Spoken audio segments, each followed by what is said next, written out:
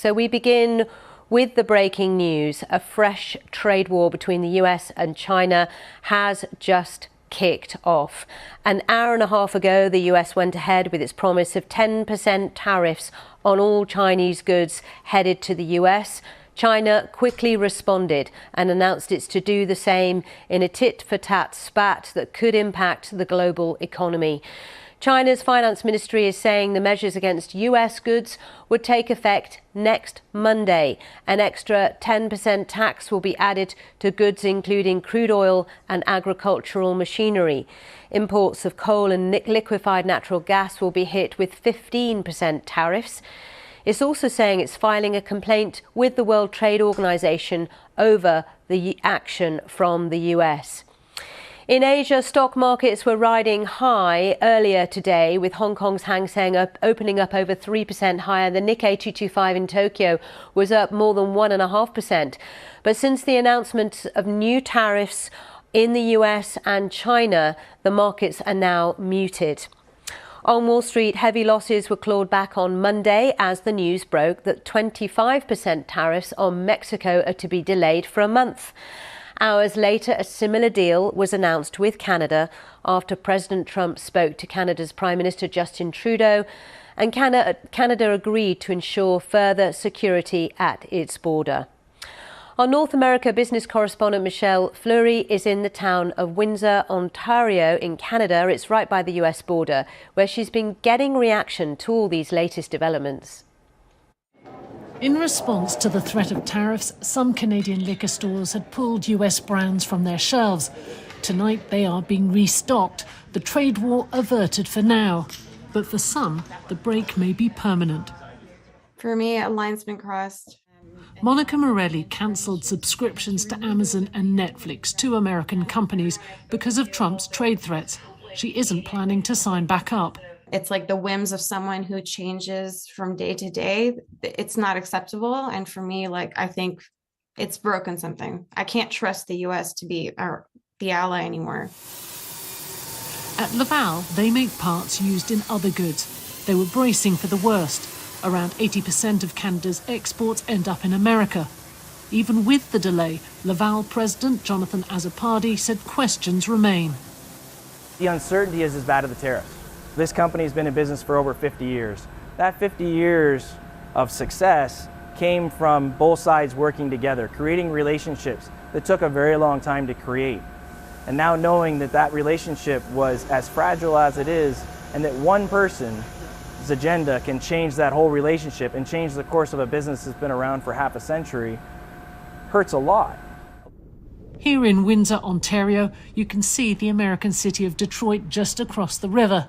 Tonight, the feeling of betrayal by a neighbour replaced by a sense of relief. But for how long? Michelle Fleury, BBC News, Windsor, Ontario. Well, Canada's Prime Minister Justin Trudeau tweeted he had a good call with President Trump and will be implementing a $1.3 billion plan, reinforcing the border with new choppers, technology and personnel, enhanced coordination with our American partners, and increased resources to stop the flow of fentanyl. Nearly 10,000 frontline personnel are and will be working on protecting the border. Trudeau also said Canada would appoint a fentanyl czar, list cartels as terrorists, and launch a Canada-US joint strike force to combat organised crime, fentanyl and money laundering. Mosho Landa is Senior Lecturer of Economics at Concordia University. I asked him if Justin Trudeau has done enough to keep the threat of tariffs at bay.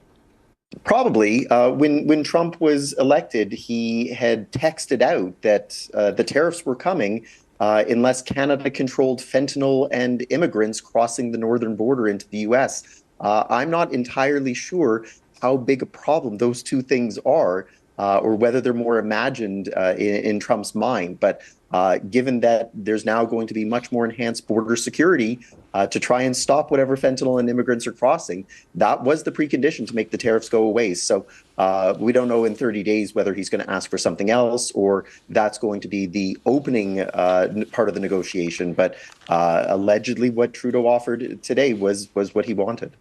In the meantime, Mosho, what are you hearing about how people are positioning themselves in the light of this potential conflict? Consumers are upset. They've started boycotts. I'm not sure how long the boycotts are going to last or how much they realize does in fact come from the U.S. But consumers don't like the thought. And, Canadians have a reputation for being kind-hearted and generous people, but we can also be extremely proud and defensive when our country is under threat. Businesses, of course, are very concerned too. A lot of our natural resource-based industry is powering the U.S. literally and figuratively. And so there have been threats that will turn out the lights in the U.S. If they want to tariff us. I don't think that that's exactly the best strategy, but that just shows the degree to which Canadians are upset that one man, as you played in an earlier clip, has the capacity to really wreck the Canadian economy. So that's the situation in Canada, but what about China, where 10% tariffs have just been applied to Chinese exports to the US, and China has just announced it's following suit with a raft of tariffs to be applied to American goods. Dr. Harry Broadman is a trade expert with Rand Corporation and told me this is just the beginning. It's just the latest chapter in our relationship with China, I think really epitomized by how Trump sees China as a mano-a-mano bargaining situation, just like, and frankly, he did with Canada and Mexico. And China is very smart. They've picked U.S. exports that are very sensitive to U.S. firms, and you can be sure that those firms are giving an earful to Mr. Trump right now. Yeah, it'd be interesting to see how this plays out. President Trump is saying he's going to speak to President Xi later this week. He had phone calls with Claudia Sheinbaum yesterday and Justin Trudeau of Canada. That seemed to lead to a good result. Could we see the same for China? Sure, and I believe that Xi is expecting that, because now the cat is out of the bag that this is how Trump wants to use tariffs as a beginning, perhaps, of a discussion. It's quite extraordinary. If you're in a real serious trade war, you're not expecting to then get on the phone with the head of state just after you've imposed something. So I think this is quite orchestrated by the way that Trump sees the world and what he wants to use as a bargaining chip. And what's also extraordinary is some of the items that are coming up in the trade war are not necessarily economic merchandise items, but other things like the border. And so it's as if that Trump sees tariffs as his only tool in the toolkit to try to change our policy with respect to other countries.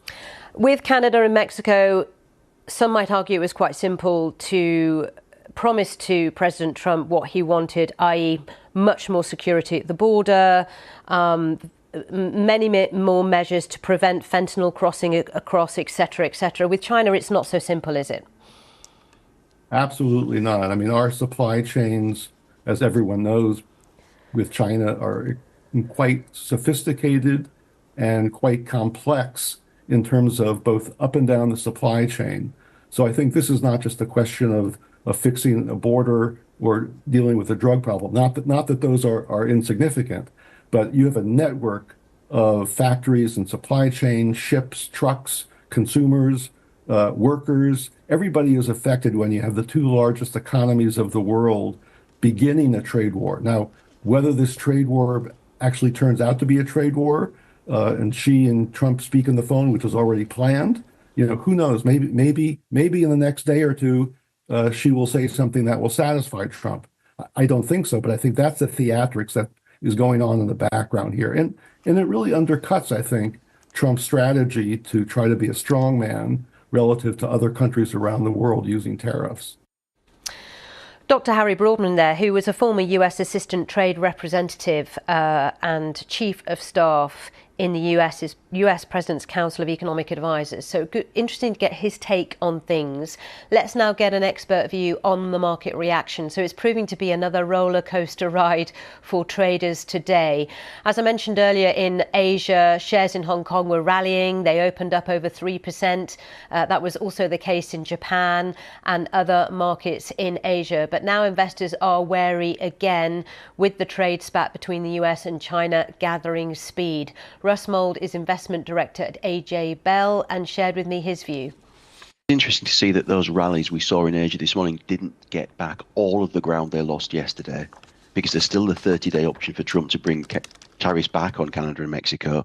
There were the new tariffs on China, which have now come in, and there were the old ones, which are still there and are still a source of conflict between the two. And now we have the additional complication of China raising the stakes. Now we'll see what comes out of those talks. Reluctantly looking at President Trump's X feed, he seems to be linking a trade deal with China to what happens with TikTok in particular. Well, I was just going to say, actually, it's really interesting in Hong Kong. The big winners today are all the tech stocks. There's conversations about the future of TikTok is likely to be revealed soon, that negotiations are ongoing. It's, as I said to Harry Broadman, it's such a complicated relationship, isn't it, between the US, China on so many levels? Yeah, I mean the customs duties that America generates overall are now more than double where they were 8 years ago when President Trump introduced his first tariffs on Chinese goods such as washing machines, steel, and aluminium. And the Biden administration didn't remove those, and it actually added to them. So the tensions have been going on now for eight years, and they haven't come down. Technology, national security, intellectual property are all very, very hot issues between the two nations, and whether one phone call can resolve them or not is difficult to tell, but it seems unlikely. It will be interesting to see what happens after the conversation between President Trump and President Xi, which we're told will happen sometime this week. But from China's perspective, its economy is in a tough spot, has been really since the pandemic. The growth is not kicking in. There's all sorts of issues impacting the Chinese economy. This couldn't come at a worse time, could it? No, you could argue from President Trump's perspective, his arguments, therefore, are the ideal time to have it, in that China's economy, as you say, is struggling. It's coming out of a real estate bust. Its infrastructure and domestic spending model is struggling to take up the load, and its other economic engine has been exports to the world, which America is now trying to hem in. So from a US perspective, it's a good time to apply pressure.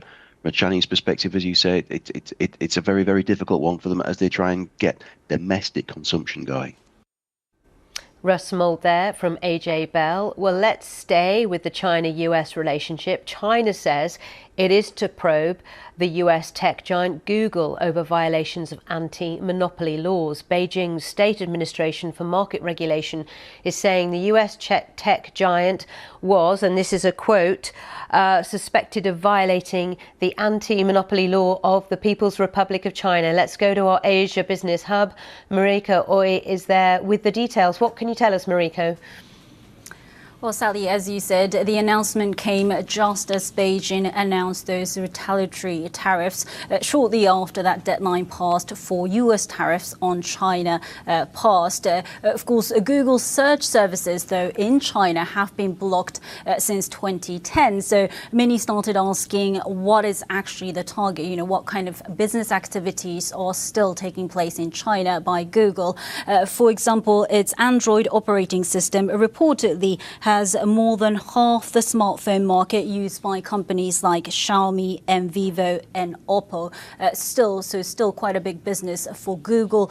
Also, Google still provides apps and games to the Chinese market through partnership with local developers. So those are the business activities that are targeted by this investigation. But many analysts, as you've just been talking to your guests about it, have been saying that these announcements appear rather symbolic, because even some of the products that China imports from the United States that have been hit by these retaliatory tariffs. For example, crude oil, China doesn't import much of it from the United States. So all these announcements, while of course are very big and sending a clear signal to Washington about Beijing's expression of or response to those tariffs, it does seem rather symbolic, and it seems like quite a similar story when it comes to this Google's case as well. OK, Mariko, for now, thank you. Around the world and across the UK, this is BBC News.